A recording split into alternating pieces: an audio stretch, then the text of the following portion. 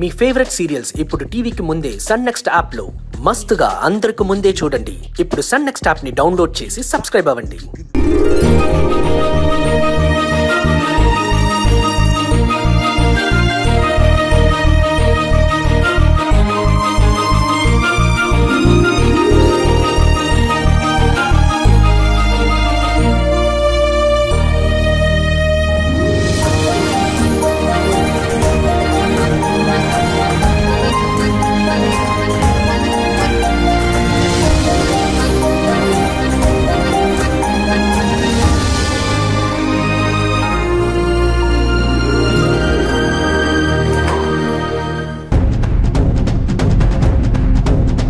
పాలు పొంగిపోతున్నాయి.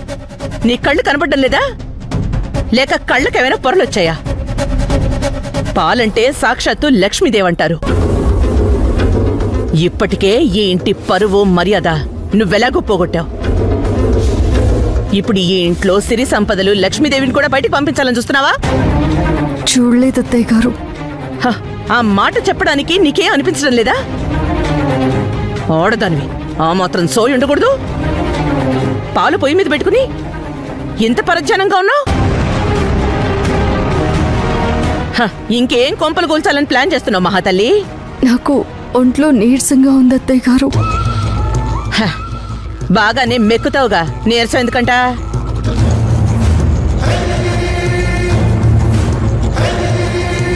జ్వరంగా ఉందండి.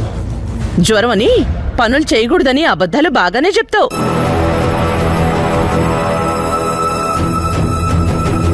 పోలీస్ డ్యూటీకి మాత్రం బాగానే వెళ్తావు.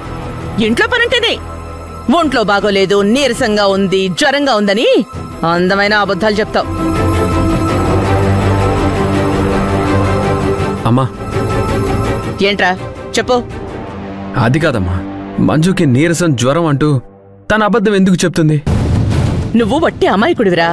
అది కొంచెం నీరసం అనగానే ఏ పళ్ళరసం తెస్తావు కదా, అందుకే నీరసం అంటుంది. అదే జ్వరం అంటే ఏ పనులు చేయకుండా ఇక్కడ తిని అక్కడికి స్టేషన్కి వెళ్ళిపోవచ్చని నీ భార్య ఆడే కళాత్మక నాటకం. ఇటువంటి నాటకాలను రక్తి కట్టించటం ఈ కాకి పిల్లకి వెన్నతో పెట్టిన విద్య. లేదత్తయ్య గారు, నాకు జ్వరం లేకపోతే నేను నా పనులు చిటికలో చేసేసుకుంటాను. మంజు అమ్మా, పాలు పొంగటం గురించి ఇక్కడ గొడవ చేయటం అవసరమా? రేపటి నుంచి పని మనిషిని పెట్టుకోండి. లేదు లేదు, నాకు పని మనిషి అక్కర్లేదు. ఈ పనులన్నీ నేనే చేస్తాను. నీకు జ్వరం ఉన్నప్పుడు ఎందుకు ఈ పనులన్నీ నువ్వే చేస్తానంటున్నావు? జ్వరం ఇప్పుడుండొచ్చు, జ్వరం పోయాక నేను మామూలుగా ఉంటాను కదా, అందుకే నాకు పని మనిషి అక్కర్లేదు. ఇది పని మనిషిని పెట్టుకుందంటే ఈ కాకి పిల్ల నేను పెట్టిన పందెంలో ఓడిపోయినట్టే.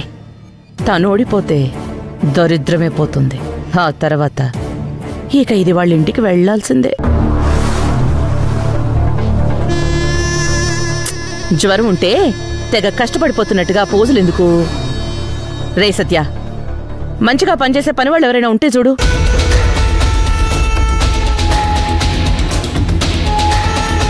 ఇద్దరి మధ్య కుదిరిన ఛాలెంజ్లో నేను ఇంట్లో పని చేయలేకపోతే మనమ్మగారు పెట్టిన పందెంలో ఓడిపోయినట్టు. అప్పుడు లగేజ్తో సహా సత్యగారిని వదిలేసి మా అమ్మ దగ్గరకు వెళ్ళాలి. మనమ్మగారు దానికోసమే ఎదురు చూస్తున్నట్టున్నారు. అలా జరగడానికి వీల్లేదు. అత్తయ్య గారు, పాలు పొంగిపోవడం నా నిర్లక్ష్యం వల్లనే. ఇంకొకసారి ఇలాంటి తప్పు జరగదు. నిన్ను ఊరికే ఇలా అనడం నాకు మాత్రం ఏమన్నా సరదానా? మీ వారు చెప్పినట్టు మంచి పనివాళ్ళని పెట్టుకో. లేకపోతే చూసావుగా, అత్త కోడల్ని రాచి రంపాన పెడుతుంది అంటారు. అత్తయ్య గారు, నేను నా డ్యూటీ చేస్తూనే ఈ ఇంటి కోడలిగా నా బాధ్యత నెరవేరుస్తాను. నువ్వలా చేస్తేనే నిన్ను నా కోడలుగా యాక్సెప్ట్ చేస్తాను. చూడండి అత్తయ్య, పని మనిషిని పెట్టుకుంటే ఏం జరుగుతుందో నాకు తెలుసు. చూసారా అండి, అత్తయ్య మాత్రం ఊరికినే ఎందుకంటారు? నాకు జ్వరం వచ్చిన సంగతి తెలియకనే అన్నారు.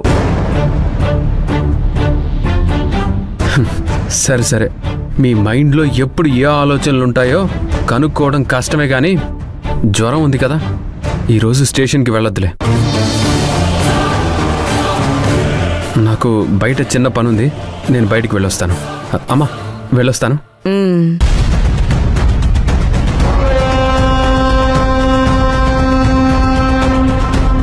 ఇప్పుడు సరైన టైంలో నా కొడుకు సత్య రాబట్టి నువ్వు బతికిపోయావు. లేకపోతేనా నా మాటలకి బతుకు మీదే విరక్తి కలిగి చచ్చిపోయేదానివి. చూడు, సత్య వెళ్ళిపోయాడు కదా అని ఎక్కడి పనిలో అక్కడే వదిలేసి వెళ్ళావనుకో, మన మధ్య ఛాలెంజ్ గుర్తుంది కదా,